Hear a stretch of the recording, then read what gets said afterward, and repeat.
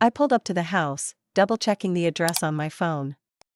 This was the first time I was picking Kevin up from his place. Usually, we just met somewhere, and he always brushed off invitations to hang out at his home. Now that I was finally here, I could see why. It was one of those well-kept suburban houses that looked like it belonged in a real estate magazine: pristine lawn, a neatly trimmed hedge, and a stone pathway leading up to a heavy wooden door. It was a little intimidating, honestly. I had just put the car in park when I saw her walking down the driveway. Her hair was pulled back into a high ponytail, and as she got closer, I recognized her immediately: Kevin's mom. I had never actually seen her in person before, I only heard about her in passing. I wasn't sure what I had expected, but it wasn't this. She was stunning.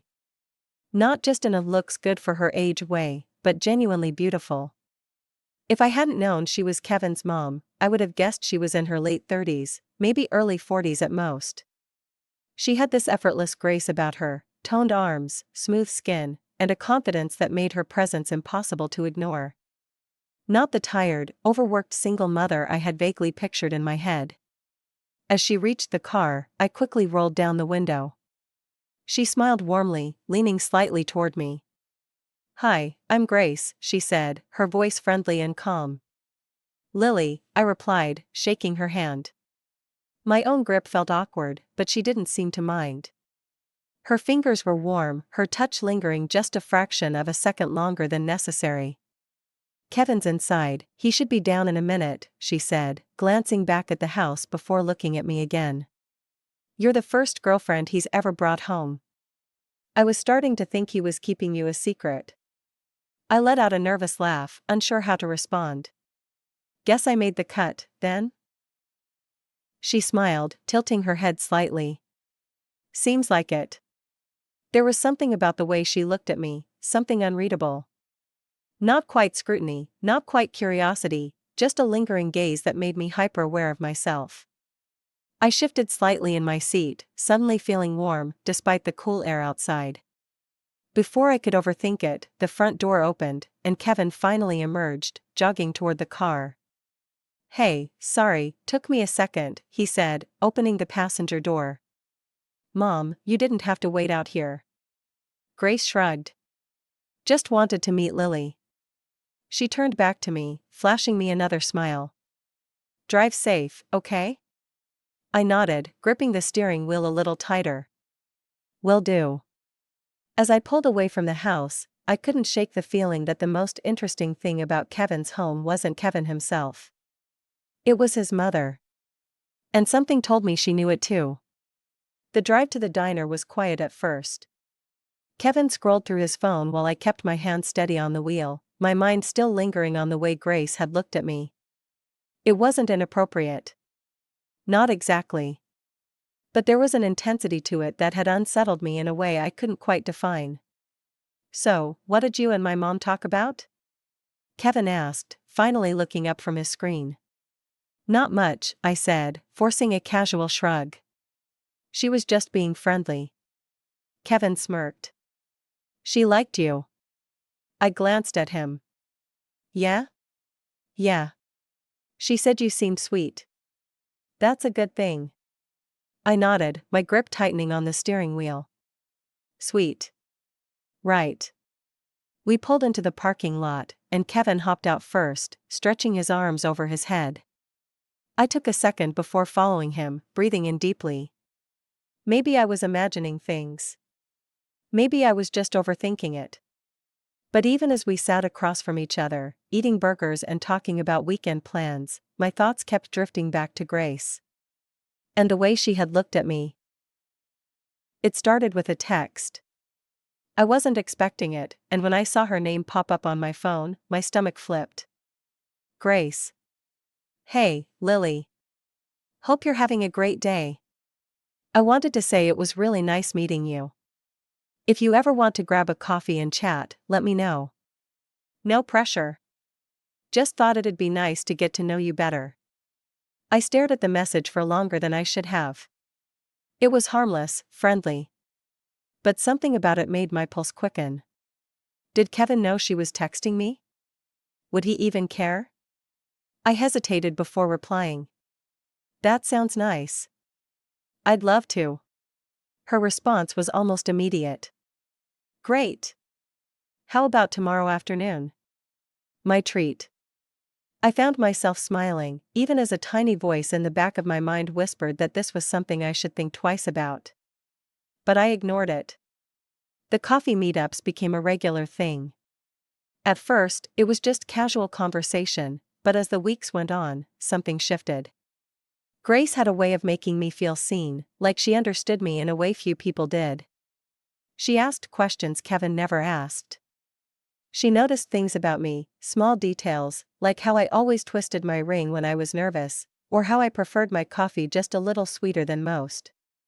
One afternoon, after a particularly long conversation about life and choices, she reached across the table and lightly touched my hand.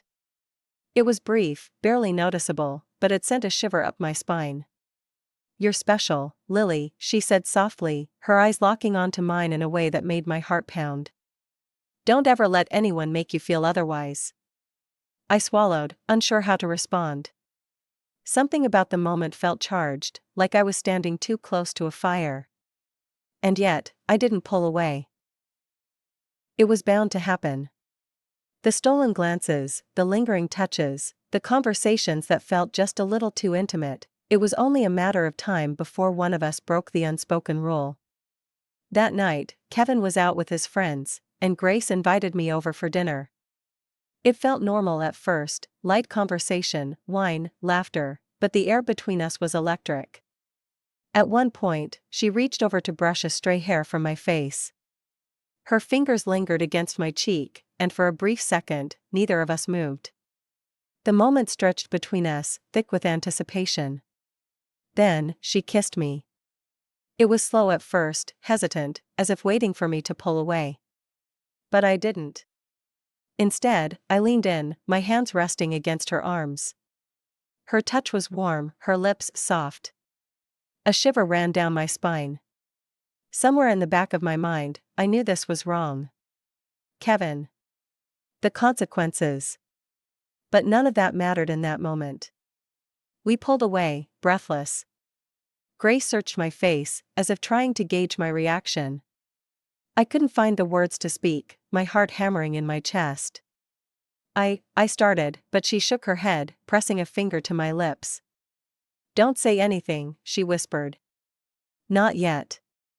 The night stretched on, filled with stolen touches, quiet laughter, and whispered confessions. We didn't go further, but the line had already been crossed. There was no going back. As I drove home later, my hands trembled on the steering wheel. I knew this wasn't just a mistake. It was the beginning of something I couldn't control.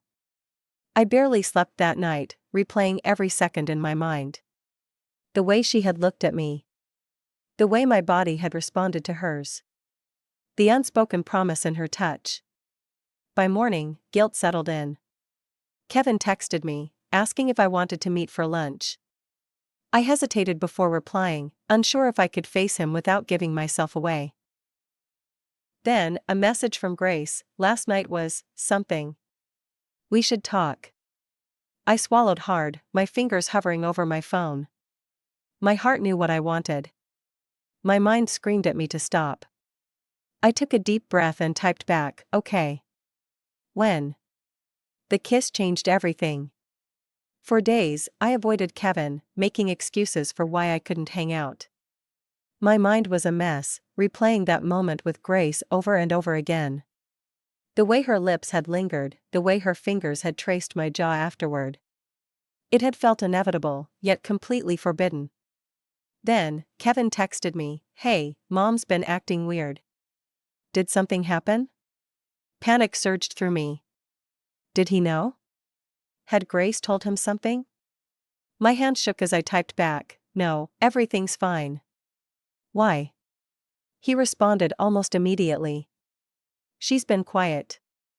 Distant. I don't know, just different. I swallowed hard. Of course she was different. I was different too. Later that evening, Grace texted me, we need to talk. I met her at a quiet cafe, my stomach twisting in knots. She looked tired, her usual effortless grace replaced by something more fragile. "I don't regret it," she said the moment I sat down. "But we can't keep doing this." I nodded, my throat dry. "I know." She reached for my hand across the table. "But I don't want to stop seeing you." My breath hitched. "Grace." She squeezed my fingers gently. "I don't have the answers, Lily. I just know that this isn't something I can ignore." Neither could I. We sat there in silence, the weight of our situation settling between us. There was no easy way forward, no simple resolution. If Kevin found out, it would destroy everything. And yet, I couldn't imagine walking away. "I need time," I whispered. Grace nodded. "Take all the time you need." But we both knew time wouldn't change anything. The damage was already done. And no matter what happened next, nothing would ever be the same again.